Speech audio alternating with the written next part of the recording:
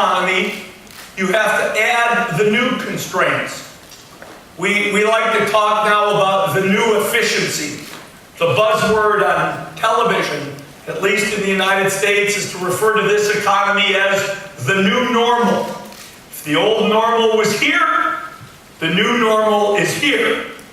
And if we have a new normal, we better have a new efficiency, because things are just that much more difficult. How do you take cost out of routine operations? How do you save time from distractions to focus just on either making some interesting product or selling it to one of your customers? What does innovation really mean?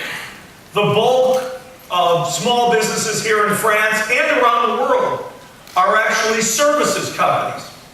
And in the services business, there's a special role for IT to play. It's the fastest growing part and the least automated part of the IT space.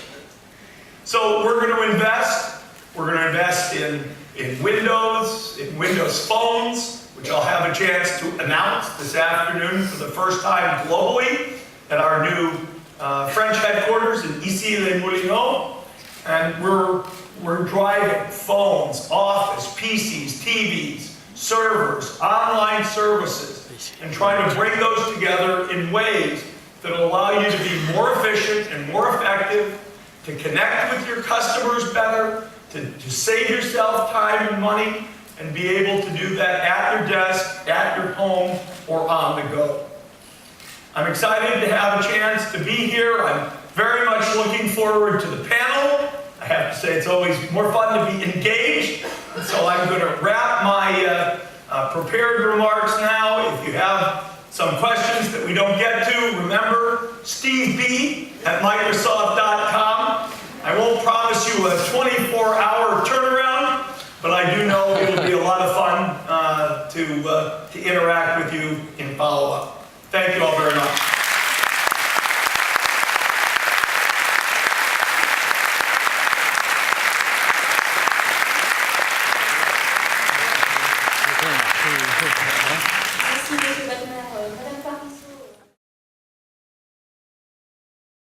Et aujourd'hui, quand on ouvre une boutique sur Internet, on ouvre gratuitement sur Price Minister, sur d'autres sites aussi. Globalement, on commence à vendre et on ne paye pas pour tout ce qu'on ne vend pas et on ne paye pas pour ouvrir une boutique.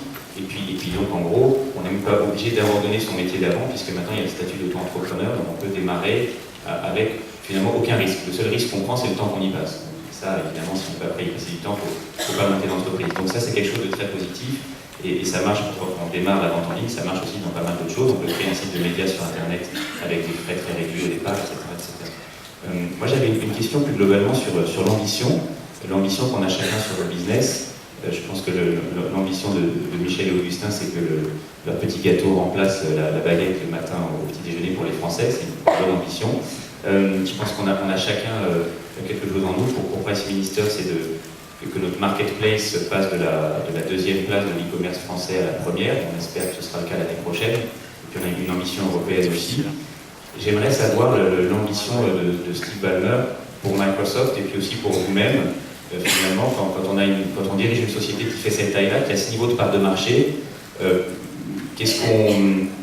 quoi on rêve pour sa société dans 5 ans? Alors j'imagine que c'est une question que vous posez souvent, mais voilà, j'aimerais connaître la réponse.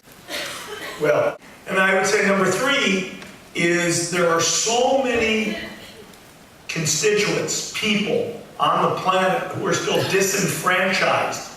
We talked about the digital divide, and sometimes it's about rich and poor, but a lot of times it's about small business versus large.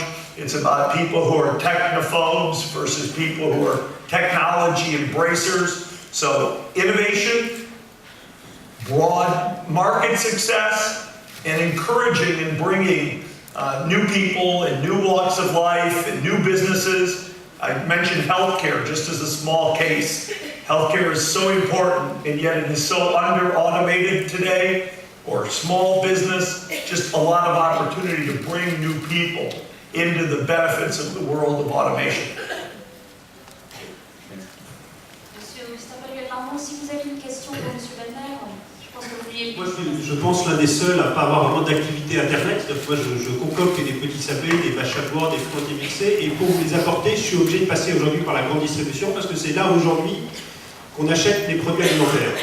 Et nous, Internet et les nouvelles technos, c'est avant tout un formidable outil de communication, et on a un grand principe chez nous à la Banane Rec, qui sont nos bureaux, c'est agiter votre imagination et pas votre portefeuille. Et c'est exactement ce que Internet nous permet de faire. Et je crois que Steve, tout à l'heure, a vraiment oublié quelque chose dans la réussite de Microsoft, parce que c'est exactement il y a 2 ans, au Palais des Congrès, en février 2007, il y avait son ancien patron, Bill Gates, qui a révélé son secret devant 6000 personnes. C'était une salle encore plus grande que celle-ci. Et Bill Gates a avoué qu'il buvait des vaches le matin, et c'était l'un des secrets de sa réussite.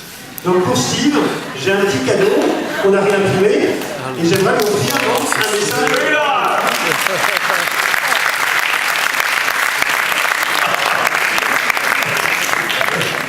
Every morning. Over the internet, you can order it in the United States as well.